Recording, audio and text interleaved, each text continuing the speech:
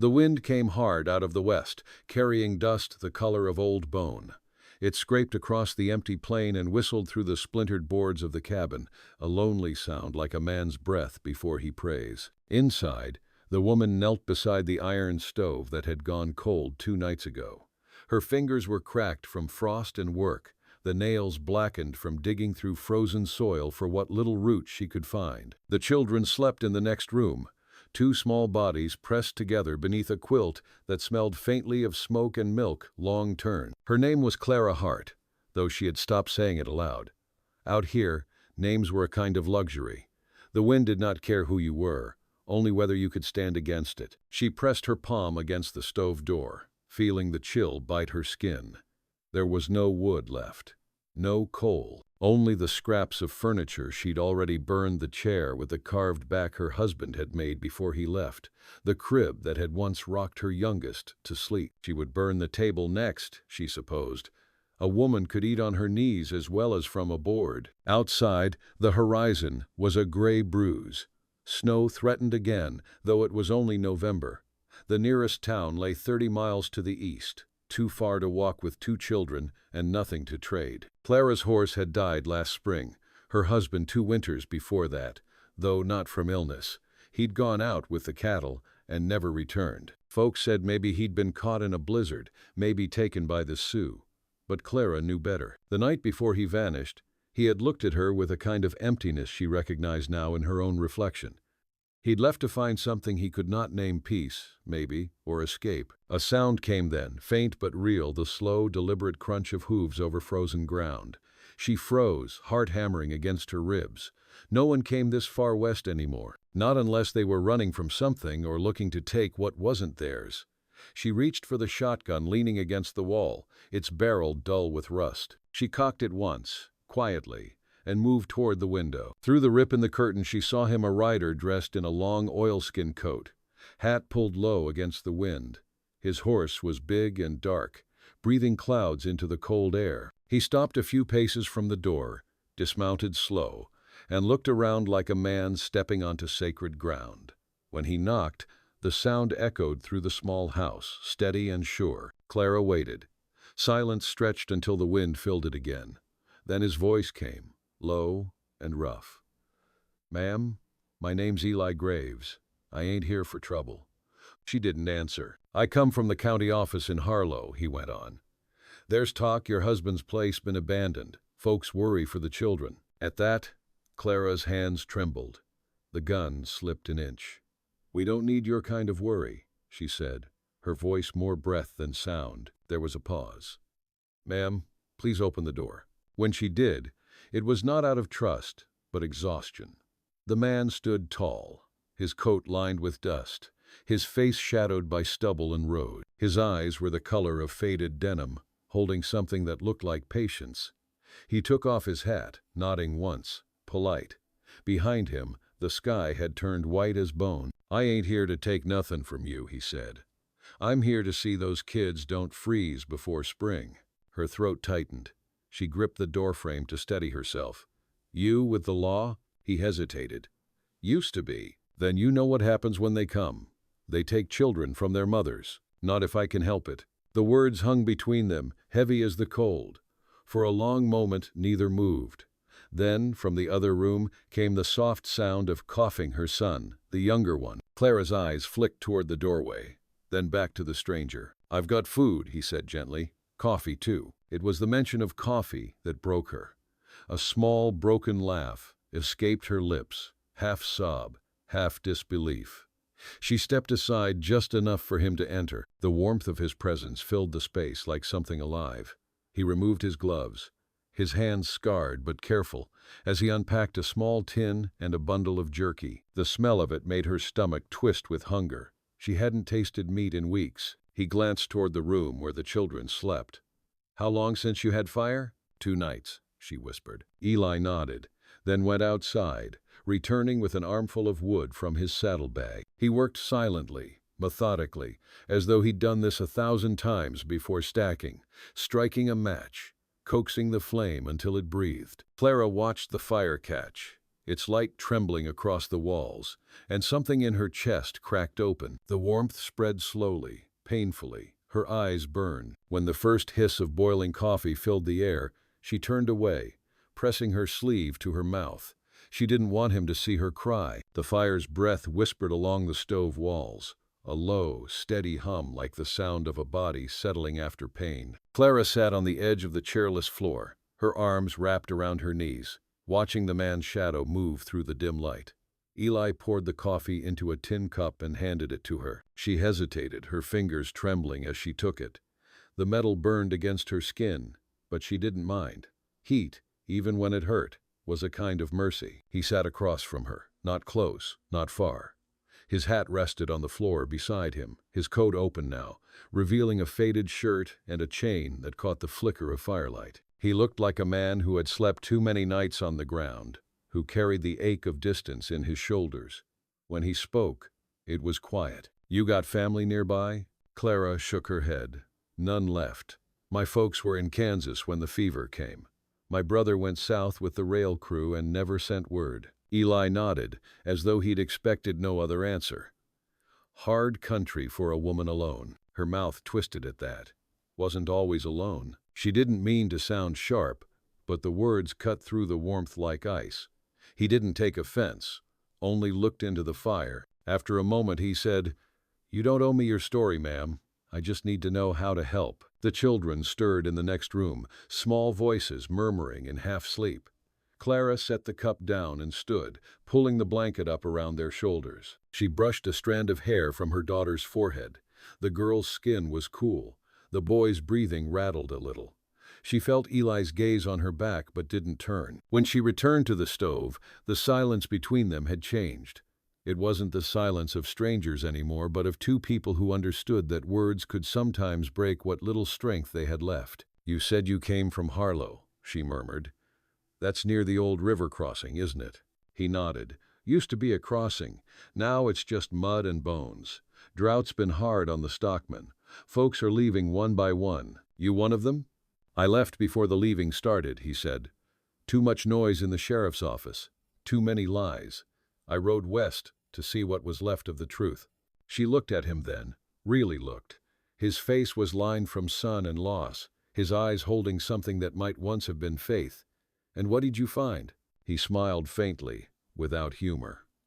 "Mostly dust." For a while, the only sound was the wood popping in the stove. Outside, the wind had calmed, settling into a soft whisper across the fields. Clara wrapped her arms around herself and sat back down. "You'll move on by morning, I expect," she said. "Maybe. Depends on what you need." She almost laughed. "Need? That's a long list. Longer than the days are warm." "Then start with the first thing." Her eyes flicked toward the window, where frost had begun to bloom across the glass. "I need the world to stop taking what little I got left." Eli's jaw tightened. He looked away, then back at her. "Sometimes the world don't take it. Just waits till you've got nothing to give." The fire hissed softly, as if in agreement. She wanted to hate him for the truth in his voice, but she couldn't. There was no room left for hate, only the slow erosion of fear and hunger. "The county men sent you?" she asked finally. He nodded. "They did. Said I should see if you was fit to keep the land and the children." Her chest clenched.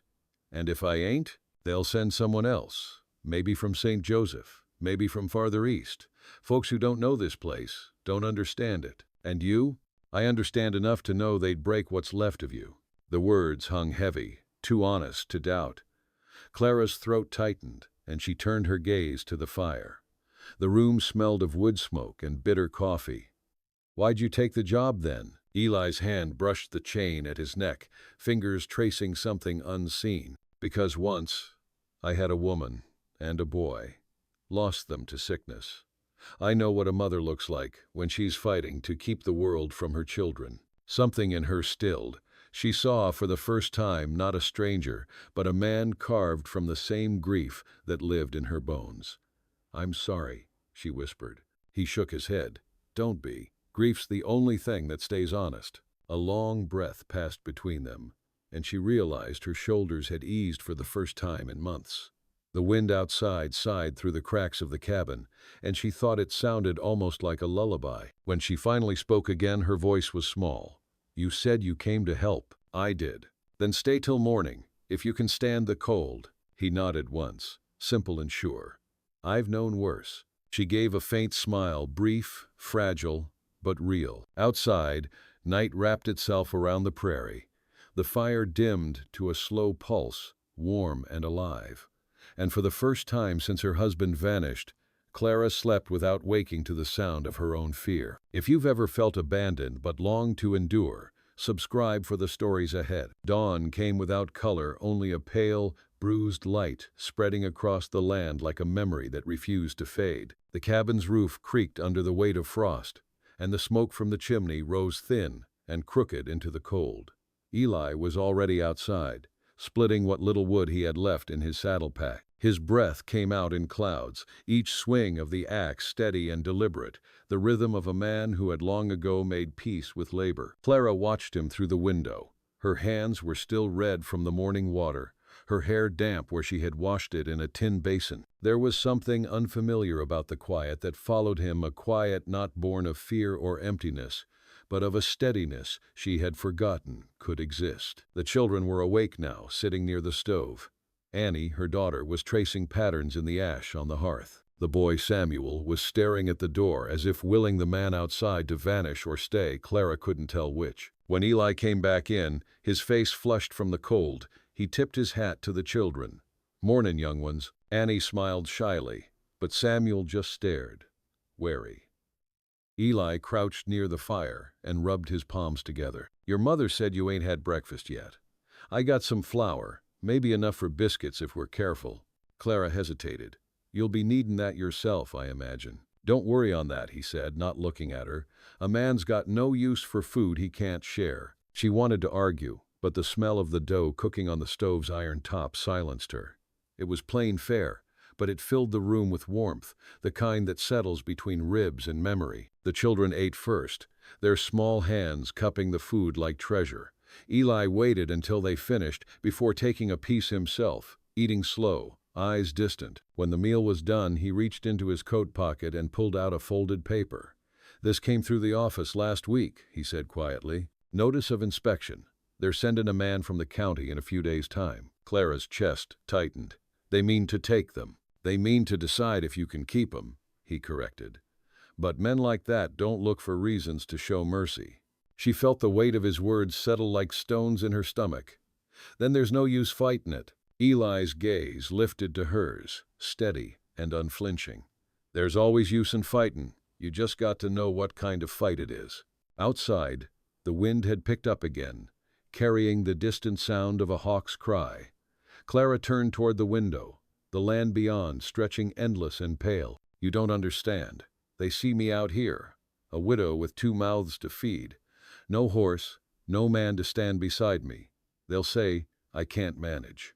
"And they'd be wrong," he said simply. She turned then, her eyes fierce in the half-light. "You don't know what it's been like." Eli didn't flinch. "You're right, but I can see what it made you. You kept them alive through a winter that would have killed most.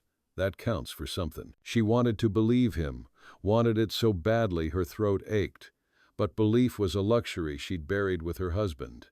She wrapped her shawl tighter around her shoulders and looked away. "You talk like a man who ain't seen what law does to poor folk." "I've seen it," he said quietly. "And I quit it for that reason. The law don't see people, it sees papers." The words hung there between them, heavy as snow. Then Annie's small voice broke the stillness. "Mister, you really a cowboy?" Eli looked down at her and smiled faintly. "Used to be.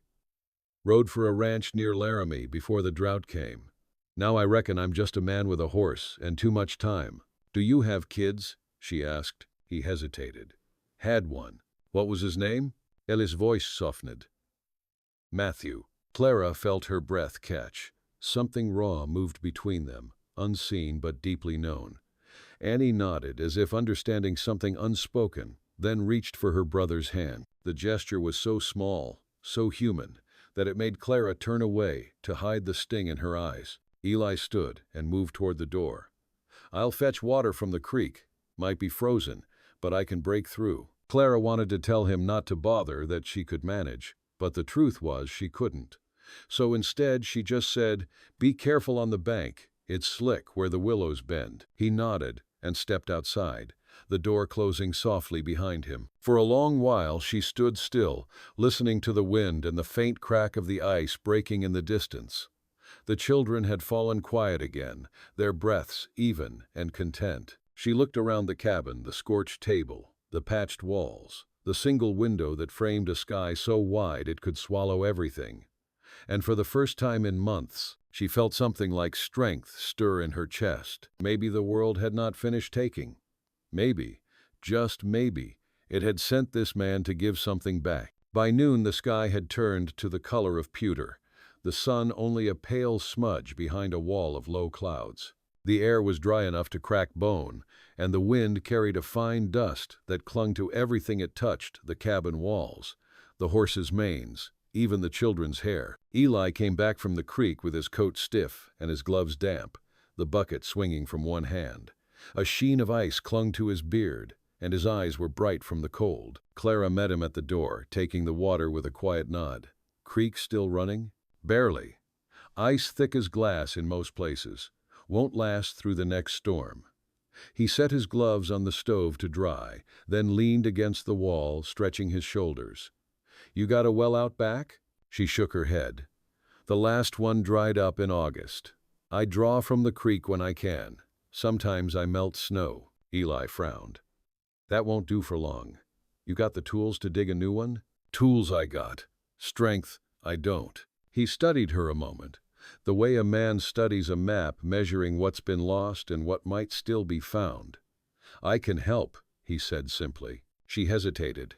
"You don't owe us that." "Don't owe you, no. But I figure the good Lord don't send a man to an empty house for no reason." She wanted to smile but didn't. She had long since stopped believing the Lord concerned himself with such things. Still, she handed him a coil of rope and a rusted spade from the lean-to. Together they stepped into the cold, the land spreading around them like a frozen sea. The digging began slow. The ground was hard as iron, each strike of the shovel ringing out against the earth. Clara worked beside him, her breath quick and white. She hadn't labored with another person since her husband's death, and the sound of Eli's shovel striking rhythm beside hers stirred something strange inside her. A rhythm she had forgotten, one that belonged to living rather than surviving. After a while, Eli stopped and wiped his brow with his sleeve. "You're tougher than you look." She glanced up, her cheeks flushed from the wind. "You talk too much to dig proper." He laughed soft and low, the sound of a man who hadn't found laughter in a long time. "Fair enough." They worked until the light began to fade. When they stopped, the hole was shallow, the soil clotted with frost, but it was a beginning. Clara leaned on her shovel, breathing hard. Eli's shadow fell long across the snow. His hands blistered but steady. "You'll hit moisture soon," he said, looking at the earth. "I can tell by the color. Darker, looser. Won't be more than 2 days' work." She nodded, though her arms ached from the effort. "You plan on staying that long?" He looked at her, eyes thoughtful. "If you'll have me." The words settled between them like falling snow, quiet but full of meaning. Clara didn't answer, only turned toward the cabin, the light from the window spilling faintly across the yard. Inside, the children were sitting near the stove, drawing in the dust with bits of charcoal. Annie looked up when they entered. "Mama, can he stay?" Clara froze, her hand on the latch. She opened her mouth, but Eli spoke first. "Only if your mama wants me to." Annie turned her hopeful eyes toward her mother. "Please?" He makes the fire burn brighter. Something broke open in Clara then, a tenderness she had locked away since the day her husband disappeared. She looked at Eli, at the tired kindness in his face, the quiet strength in his voice, and nodded once. "Just till the well's done." Eli inclined his head in thanks. "That'll suit me fine." That night the wind howled through the plains again, but the cabin held its warmth. Clara stirred a small pot of beans and salt pork over the fire, the smell filling the room. Eli sat near the children, mending one of Samuel's worn gloves with thread from his saddlebag. The boy watched him carefully, his suspicion softening into curiosity. "You really shoot bad men?" Samuel asked suddenly. Eli paused, the needle still in his hand. Once or twice. But mostly I just tried not to become one. Samuel frowned, thinking. Did you win? Eli smiled faintly. Not every fight's about winning, son. The boy nodded solemnly, as though he understood. Clara turned back to the fire, pretending not to listen, but her eyes stung again. When supper was done and the children were tucked beneath the quilt, she found herself standing near the door, watching Eli as he cleaned his pistol by the firelight. His movements were careful, almost reverent. She wondered what ghosts lived in his hand. You plan to keep riding after this? She asked quietly. He looked up.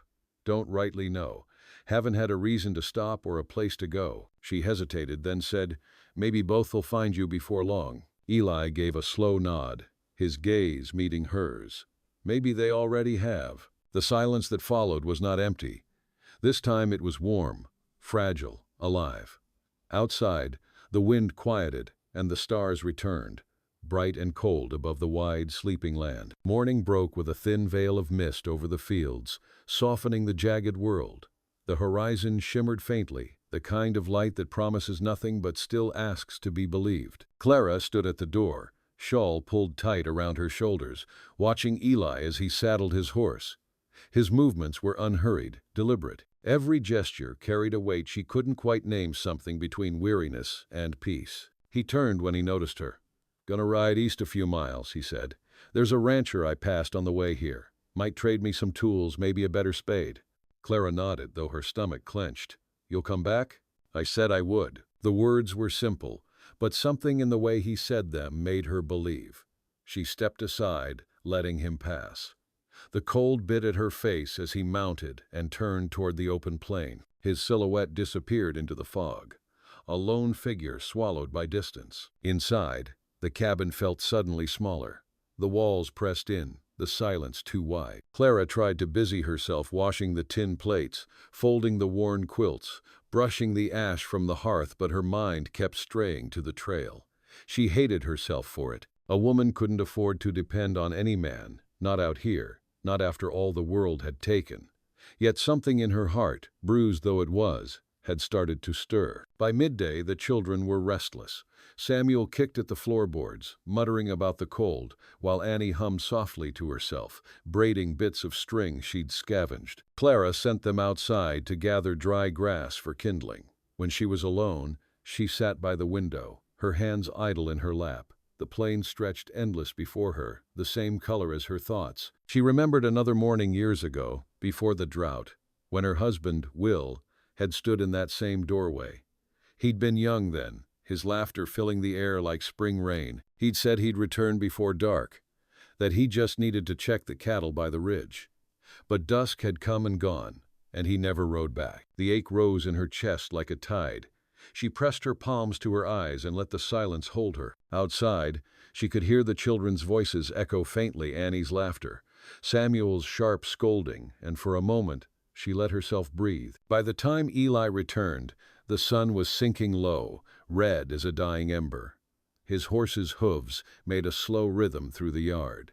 Clara opened the door before he reached it. He carried a new spade over his shoulder, a small bundle strapped to the saddle. Got lucky, he said, stepping down. Traded an old revolver for a sack of oats and a length of rope. Found some nails too, figured you could use them. Clara took the bundle from him, her fingers brushing his. You didn't have to do that. Didn't feel right not to. He smiled then, just a flicker, but it softened the lines of his face, made him look years younger. The children came running, their laughter cutting through the cold. Annie held up a small wooden doll she'd carved from a stick. Look, Mr. Eli, she's got a name. It's Rose. He crouched beside her, pretending to study it with grave importance. Fine name for a brave lady. Annie giggled, hiding her face behind the doll. Clara watched them, her heart tightening with a feeling she could neither welcome nor deny. After supper, Eli took his coat and stepped outside. Clara followed him to the porch.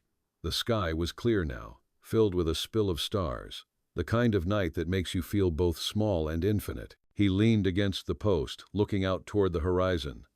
That county man'll be here soon, he said. We best be ready. How? She asked, her voice low. By showing him what's true, that you've kept these young ones alive through worse than any storm, that this place ain't abandoned, it's fought for." Clara stared out into the dark.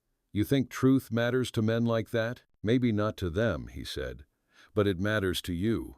That's what'll keep you standin' when they come knockin'." The words struck deep, like roots finding water. She wanted to believe him, but belief came slow. "You speak like a preacher." He chuckled softly. "Not hardly. I just learned what regret sounds like when it won't let you sleep." A quiet fell between them. The night air was sharp, the stars trembling above like tiny fires. She could hear the creak of the barn door in the wind, the faint rustle of dry grass. When she turned to him, his eyes were distant, full of something she recognized: loss, yes, but also grace. "You ever think of leaving it all behind?" she asked. "Starting over somewhere new?" He took a long breath. "I used to. But a man can't outrun what he's done. Only thing he can do is learn to live decent with it." Clara nodded slowly, understanding more than she wanted to. The cold crept through her shawl, but she didn't move. Eli's voice came again, quiet, almost a whisper. "If you want me gone when this is done, I'll go. But if you don't, well, maybe we can find something worth staying for." The words lingered in the night air, fragile as smoke. She couldn't answer. Not yet. She only turned her face toward the horizon, where the land stretched wide and endless, and let herself feel the faint, unfamiliar ache of hope. Inside, the children stirred in their sleep. The wind gentled against the walls, and the stars kept their slow watch over the plain. The days that followed carried a quiet rhythm, one that slipped between hardship and grace.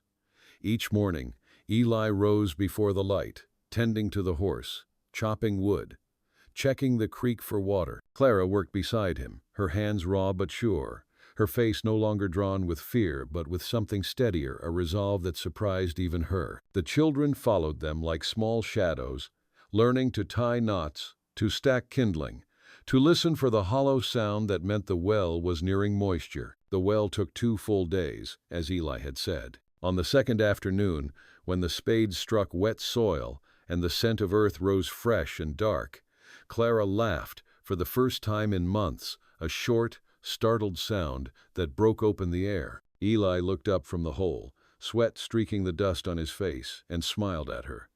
"There it is," he said. "Your land's still breathin'." She knelt beside him, pressing her palm into the damp soil. It felt like life, like forgiveness. The children clapped, dancing around the rim of the pit, their laughter echoing across the empty plain. For a moment, even the wind seemed to pause and listen. That night they celebrated in the only way they could, by sharing the last of the coffee and the small bit of molasses Eli had kept in his saddlebag. The firelight flickered across their faces, softening the years that hunger and grief had carved into them. Clara caught herself studying him as he spoke to Samuel, showing the boy how to clean a rifle. His hands were careful, patient, as though he were teaching something sacred. "You ever shoot one?" Samuel asked. Eli smiled faintly. "Enough to know I don't like to." Clara looked away, her heart tightening. There was a gentleness in him she hadn't expected, the kind that didn't come from softness, but from sorrow lived long enough to understand its weight. When the children were asleep, she found him outside, sitting near the half-dug well, his hat in his hands. The moon hung low and swollen, the fields silver and endless. "You should rest," she said quietly. He didn't look up. "Can't sleep much these nights. Haven't in years." She stepped closer. "Bad dreams?" He nodded. "Some. But mostly it's the quiet. When a man's done too many wrong things, the quiet don't let him forget." She hesitated, then sat beside him on the edge of the pit. "You don't seem like a man who's done wrong." He gave a dry laugh. "Then I've fooled you well." The wind brushed over them, carrying the faint scent of frost and ash. For a long time neither spoke. Then he said, "When my wife took sick, the doctor said it was the fever. But I'd been gone 2 long months out on patrol. I missed her last days, missed my boy's first steps. By the time I came home, they were gone." Clara turned toward him. His face was calm, but his voice had roughened. "I buried them myself," he continued. "After that I rode out with a badge thinking I could make the world fair. But all I did was learn how crooked it really was. So I quit before it made me like the rest." Clara's throat ached. And now? Now I just try to do one thing right, even if it's small. He looked at her then, his eyes catching the moonlight. Maybe help a woman keep what's hers. The words landed in her chest like a heartbeat. She didn't know what to say, so she reached out and set her hand lightly on his. His skin was rough, warm, real. He didn't move, didn't speak, but the silence between them shifted less lonely, more human. The next morning brought thin sunlight and the sound of hooves in the distance. Clara stepped onto the porch, shading her eyes. A lone rider approached from the east, his coat too clean, his horse too fine. She knew before he spoke who he was, the county man, come to decide the fate of her children. Eli met him halfway, his hand resting lightly on his belt. The man dismounted, brushing the dust from his trousers. "Eli Graves," he said curtly. "Didn't expect to find you out here." "Didn't expect to be here," Eli replied. The official's gaze slid past him toward the cabin. "Mrs. Hart, I presume. I'm here to assess the condition of your homestead and the welfare of your dependents." Clara's pulse hammered in her ears. "We're fine," she said. "You can see for yourself." The man's eyes moved over the yard, the patched roof, the half-dug well. "This land looks near dead." Eli stepped forward, his voice steady. "It's livin' again. You just don't know how to look." The official frowned. "This doesn't concern you anymore, Graves. You gave up your commission. Doesn't mean I quit knowing right from wrong." A tense silence followed. The official pulled a folded document from his satchel. "I'll need to file a report. Until then, I suggest Mrs. Hart prepare her affairs. If the county deems her unfit—" "She's fit," Eli interrupted, his tone sharp as flint. "You can see the proof right there." He gestured to the children standing by the door, their faces bright and clean, their eyes steady. "They're fed. They're safe. You take them away, you'll be doing the devil's work, not the law's." The official's face tightened. "Watch yourself, Graves." "I always do," Ellie said. Clara's hands were trembling, but she forced her voice to stay calm. "Sir, I'll sign what I must, but these children are my blood. I've buried too much already. I won't bury them too." The man looked at her for a long moment, then folded his paper slowly. "I'll be back in a week with word from the county. Until then, make ready." He mounted his horse, turning east without another word. When the sound of hooves faded, Clara leaned against the doorframe, her strength gone. Eli stood beside her, his jaw tight. "They'll come again," she said. He nodded. "Then we'll be ready." The sun dipped low, bleeding gold across the land, and in that fading light, something in Clara's heart shifted, fear giving way to the quiet pulse of defiance. The night after the county man's visit fell heavy and windless, the air thick with waiting. The fire in the stove burned low, its glow washing the cabin walls in slow pulses of orange. Clara sat near it, the children asleep behind her, one on each side of the small bed they shared. Eli was outside again, walking the line of the fence with a lantern, the flame swaying like a fragile heartbeat against the dark. Clara's eyes followed him through the window. Every so often he stopped, testing a post or running his gloved hand along the wire.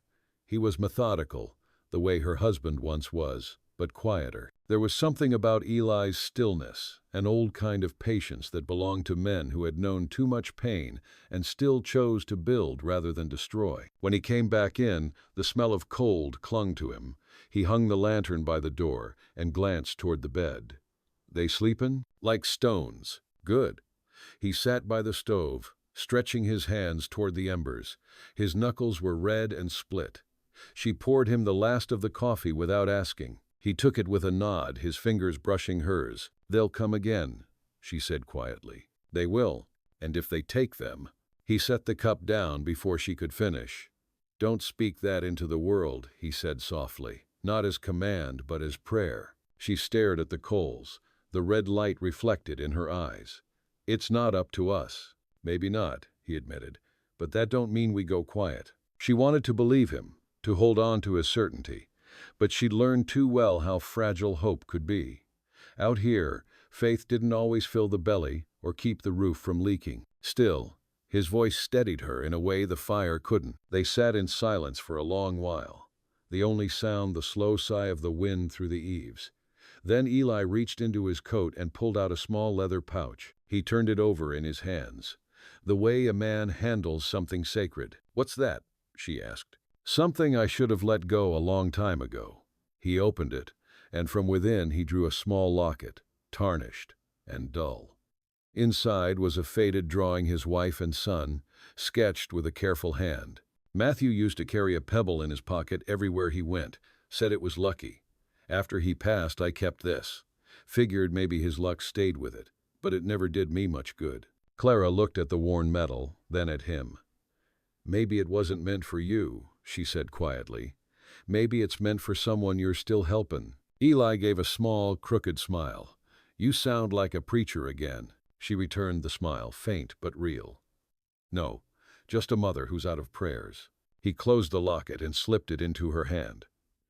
"Then you can borrow one of mine." The gesture broke something inside her, a wall she hadn't known she'd built.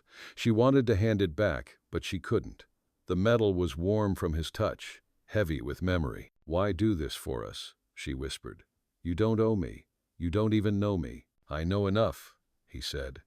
"I know what it looks like when someone's still fightin', even after the world's done taken." Her throat tightened. She wanted to speak, to tell him what those words meant to her, but she couldn't. Instead, she stood and went to the small window, watching the land beyond the glass. The moonlight lay like frost on the fields, turning the barren soil silver. "You think the Lord sees this?" she asked after a while. Eli didn't answer at first. Then quietly he said, "Maybe the Lord don't watch to stop it. Maybe he just watches to see who stands." She turned toward him, eyes bright in the dim. "And you think I can?" "I know you already are." For a long time, neither moved. The silence thickened between them, not empty, but full like a field before rain. Then, from the bed, Annie stirred and murmured, "Mama?" Clara went to her, brushing her daughter's hair back. "Go back to sleep, love." Annie's small voice floated up, drowsy. "Is Mr. Eli gonna stay when the bad men come?" Clara looked back toward him. He was still by the stove, his face lit by the dying fire. "Yes," she said softly, "he's gonna stay." Eli's eyes met hers across the room. "I gave my word," he said simply. When morning came, it carried a new sharpness in the air, the kind that made breath turn to smoke and every sound travel far. They spent the early hours fortifying what little they had. Eli mended the broken latch on the barn, drove the last nails into the window frame, and checked his rifle. Clara gathered what food remained and wrapped it in cloth. At noon, the sky darkened, heavy with snow. The children huddled by the stove, whispering. Outside, Eli stood with his hat low, scanning the horizon. When the faint sound of hooves broke the stillness, he didn't move. Clara joined him on the porch. "Is it them?" "Could be." He squinted against the glare of white. "One rider, maybe two." Her hand found the edge of his coat. "I'm not letting them take my children." He looked down at her, steady as stone. "They'll have to go through me first." The riders drew closer, dark shapes against the snow, the sound of iron on ice echoing through the open land. Clara's heart pounded like a drum. Eli stepped forward, one hand on the rifle, the other raised in calm. The storm had not yet broken, but the air was charged with it, the sense that something old and cruel was about to meet something unyielding. And in that breath before collision, Clara realized she was no longer afraid. Snow began to fall just as the riders reached the fence line, thin flakes at first, then heavier, spinning like ash in a pale wind. The lead horse slowed to a halt, its rider cloaked in dark wool, face half hidden beneath a brim dripping with melt. Behind him came another, younger, with the stiff posture of a man still learning what power feels like. Eli stood in the open, his shoulders squared, the rifle resting across his arm but not raised. Clara remained on the porch, the children pressed close behind her legs, their breaths fogging the glass of the door. The snow gathered in her hair, in the folds of her shawl, but she did not move. The older rider swung down first, boots crunching against the frozen ground. "Eli Graves," he called. "Didn't reckon we'd meet again." Eli's voice was steady even. "Reckon I hoped we wouldn't, Marshal." The man smiled, but it wasn't kind. "Word reached the county you were meddlin' in matters that ain't yours. Thought I'd see for myself." Eli's hand stayed near the rifle. "Ain't meddlin' if it's Mercy." The marshal's gaze flicked toward the cabin. "Mercy don't build houses out here. nor feed mouths. You know that as well as I do." Clara stepped forward then, her voice sharp against the cold. "You can talk to me direct, Marshal. I'm the one you came for." He turned his attention to her, the faintest hint of condescension in his tone. "Mrs. Hart, the county sent notice. You're not fit to keep this land or them children. You've got no stock, no income, and no man to speak for you." Eli took a single step closer. "She don't need a man to speak for her." The younger deputy shifted in his saddle. "Careful, Graves." Clara's heart hammered so hard she thought the men could hear it. She looked at Eli, then back to the marshal. "You ever lose a child, sir?" The marshal blinked, caught off guard. "No, ma'am." "Then you don't know what fit means," she said. "I've kept him alive through sickness, hunger, storms.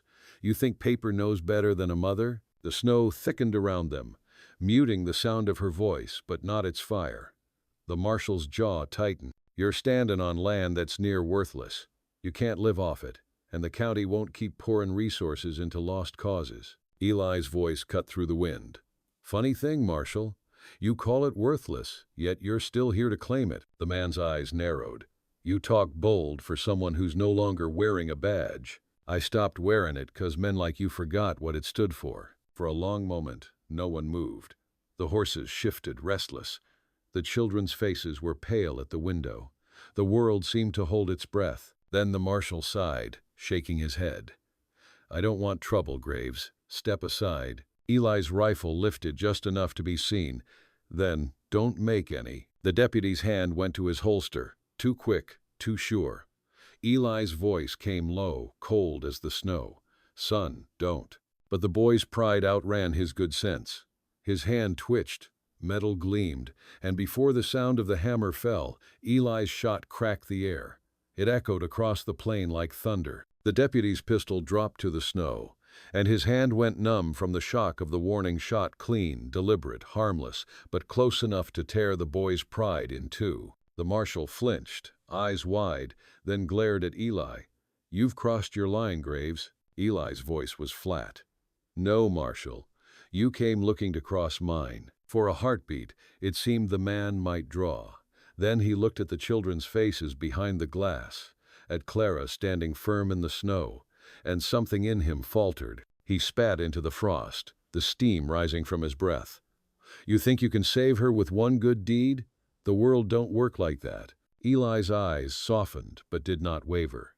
"Maybe it don't, but sometimes a good deed saves a man more than it saves anyone else." The marshal mounted again, his jaw clenched. "You'll regret this, Graves. County'll send word soon enough." Eli didn't answer. He stood watching as they turned east, their figures fading into the white distance until only the falling snow remained. When they were gone, Clara exhaled, her body trembling. "You didn't have to do that," she whispered. "Yes, I did." She stepped down from the porch, snow crunching under her bare boots, and stood beside him. "If they come back, we'll be ready," he said again, his tone soft now. The wind had died, leaving only the faint hiss of snow against the earth. For a long moment they stood there together, breath mingling in the cold. She looked at him, really looked, and saw not just a man who had saved her, but one who had been saved himself, piece by piece, without ever asking. Inside, the children were quiet, watching. The fire flickered, its glow reaching through the window like a hand. Clara turned toward the light and said softly, "Come inside, Eli. You've done enough standing in the cold." He followed her in without a word. The door shut, and the sound of the wind faded to nothing. That night, after the children slept, they sat together by the stove. The snow tapped gently against the window panes. Eli stared at the flame for a long time before saying, "When I first came here, I figured I was just doing a job, but somewhere along the way, it stopped feeling like work." Clara's voice was quiet, trembling. "And what does it feel like now?" He turned to her. "Like a place I might belong." The words broke something open inside her, a tenderness she'd buried deep beneath the ache of survival. She reached out, laying her hand over his. For the first time in a long while, neither of them pulled away. Outside, the snow fell steady and soft, covering the scars of the earth. Inside, the fire burned low, warm as a heartbeat. The storm lasted through the night and into morning, burying the world in silence. When Clara opened the door at dawn, The land was white and smooth, the fences half hidden, the air so still it felt as if even God was holding his breath. The cold bit at her cheeks, but beneath it was something new peace, thin as a thread but strong enough to hold. Eli was already outside, clearing the snow from the path to the barn. His movements were slow, deliberate, his breath rising in pale clouds. She watched him for a moment, then pulled her shawl tight and stepped out to join him. "You should be restin'," he said without looking up. "So should you," she answered. "But I reckon neither of us knows how." He smiled faintly, the kind of smile that felt more like an acknowledgement than a joy. Together they worked, their shovels scraping against the frozen ground, the rhythm of their labor falling into quiet harmony. When they finished, Eli leaned on his shovel, eyes scanning the horizon. "Snow's hid the tracks," he said. "Marshall won't be back for a few days, maybe longer." Clara followed his gaze. "Think he'll bring more men next time?" "Maybe. But the county won't waste riders in a storm. You've got a few days' grace." She nodded, though her hands trembled from more than the cold. "A few days. Sometimes that's all the Lord gives." Eli looked at her then, the morning light soft on his face. Sometimes a few days is all it takes to change a life. They stood there, in the hush of the snow, two figures carved in the same wind, and Clara felt a stillness inside her she hadn't known since before the drought, before the graves, before her heart learned how to stay numb. When they went back inside, the children were awake, bundled beneath the quilt, watching them. Annie's eyes were bright, with a kind of understanding too old for her years. "Mama," she said, "you smiled." Clara blinked, caught off guard. "Did I?" Annie nodded solemnly. "Like you used to when Papa came home from the fields." The words struck deep, but they didn't wound. Instead, they softened something long hardened. She brushed her daughter's hair back and whispered, "Maybe I just remembered how." Eli busied himself by the stove, pouring water into a pot. The smell of coffee soon filled the cabin, warm and familiar. Samuel came to sit near him, legs crossed. "You think they'll come again, Mr. Eli?" Eli didn't look away from the flame. "They might, but we'll be ready, you and me." Samuel's eyes widened. "Me? You're part of this home, aren't you?" Eli said. "A man protects his home." Samuel puffed his chest a little, pride mixing with fear. Clara watched them, her heart swelling at the sight the boy's trust, the man's patience, the small, ordinary tenderness of it all. By midday, the sun broke through, turning the snow to diamonds. Eli took the children outside, teaching them how to track prints in the drifts, how to tell fox from rabbit, wind from wanderer. Clara watched from the porch, her hands clasped, her breath fogging the air. It was then she realized how different the land looked. The same stretch of earth that had felt like a grave now seemed almost gentler in the light, as if it had been waiting all this time for her to see it anew. Later, as dusk fell and the cold deepened, Eli fixed the loose board above the door, while Clara mended one of Samuel's shirts by the fire. The rhythm of domestic work, the small creak of the floorboards, the crackle of the fire, all of it filled the air with something that felt like belonging. "You ever think about leavin'?" she asked quietly, not looking up from her stitching. "Used to," he said from the doorway, "but I reckon I'm more afraid of wanderin' than staying now." She glanced up, smiling faintly. "You're not built for idleness." "No," he said, stepping inside, "but I might be built for company." Her eyes met his then, and neither looked away. The silence that followed was soft, almost tender, the kind that asks no questions and gives no promises, only truth. The days stretched into a pattern work, warmth, and the slow, cautious rhythm of something like healing. Eli showed Samuel how to mend a boot, how to set a trap, how to tell when a horse was nervous before it bolted. Annie learned how to whistle softly to calm the hens. And Clara began to laugh again, not often, not loud, but real. When the next letter came from the county, it was hand-delivered by a courier with a pale face and hurried manners. He said little, only handed the folded paper to Clara and rode off without dismounting. She stood on the porch, staring at it, her heart thrumming like a trapped bird. Eli came to her side. "You want me to read it?" She nodded, unable to speak. He unfolded the paper slowly, scanning the words. When he looked up, his face was unreadable. "Well?" she whispered. "They're closing the file," he said softly. Marshall's report says the land's productive again. He must have changed his mind. She blinked, stunned. You mean? He nodded. They're leaving you be, you and the children. For a long moment she couldn't breathe. Then the tears came, quiet and shaking, not from grief, but from something she hadn't dared feel in years' relief.